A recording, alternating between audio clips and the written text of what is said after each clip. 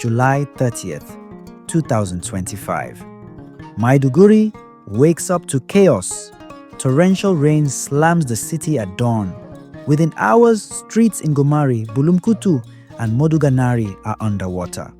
Panic spreads as 8 buildings collapse, leaving families displaced and roads swallowed by floodwaters. But this wasn't just another rainy day gone wrong. This was a disaster waiting to happen, years in the making. The warning signs were there: blocked drainages, uncollected plastic waste, ignored infrastructure failures. Why was nothing done? As emergency personnel scramble through the waterlogged streets, one question lingers. Could this have been prevented?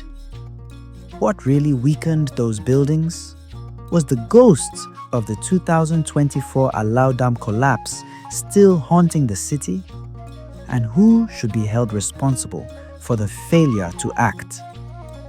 This is the untold story of the Maiduguri flood, an unfolding crisis that exposes more than just rainfall. Welcome back to Blackish Gold channel, your home for raw, unfiltered stories from Nigeria and across Africa. To all our returning subscribers, we appreciate your continued support. If you're new here, make sure to hit the subscribe button and turn on notifications. Let's deep dive.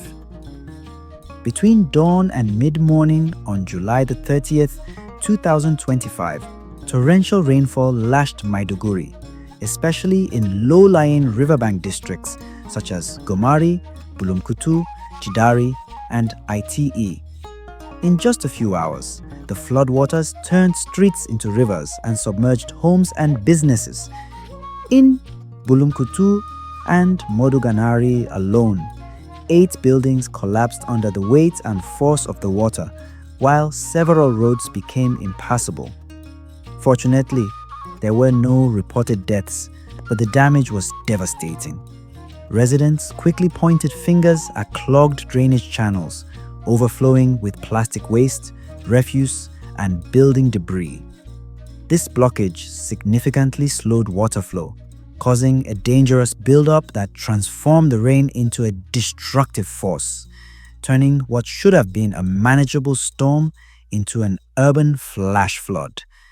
Urban planners and environmental experts also highlighted a deeper issue. Many of the affected neighborhoods were either underdeveloped or built directly on natural waterways, with poor structural planning and little regard for seasonal flood patterns. That made homes especially vulnerable when the storm hit. But here's the real question. If no lives were lost this time, what happens when the next rainfall hits harder?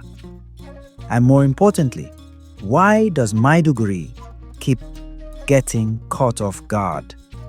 Maiduguri is no stranger to devastating floods.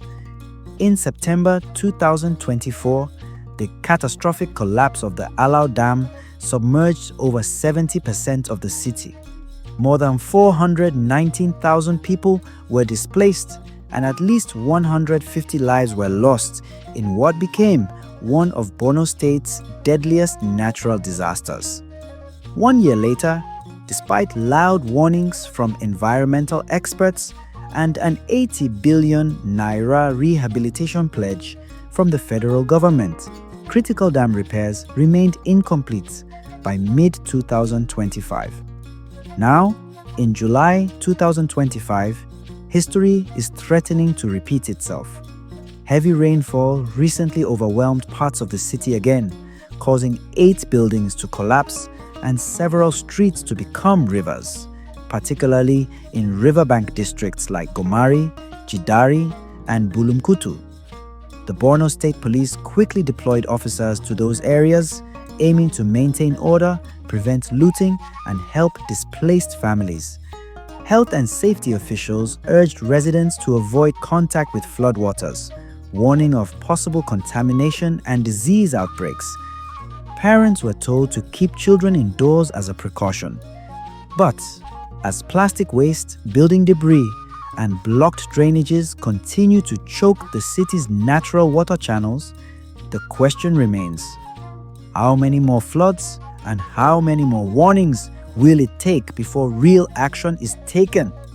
Or is Maiduguri trapped in a cycle it can't escape? The collapse of 8 buildings in Maiduguri was more than just a storm. It was a loud warning siren exposing years of urban neglect, poor planning, and ignored responsibilities. While the rain may have fallen from the sky, the destruction came from below the surface: clogged drains, uncollected waste, fragile buildings, and forgotten promises. This wasn't nature's fury alone.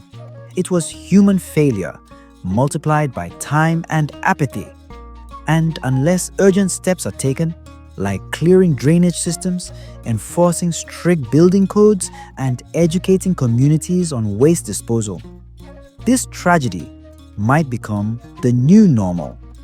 How many more buildings need to fall before change rises? What if we told you there are even more flood-prone areas across northern Nigeria silently waiting for disaster? Or that unfinished dam projects may be ticking time bombs? That's a story for another day. This has been a Blackish Gold documentary. Thank you for always coming back. We don't just tell stories, we expose the truth behind them. Click the video on your screen now to watch our next eye-opening report. Stay curious, stay aware, and don't forget to subscribe for more.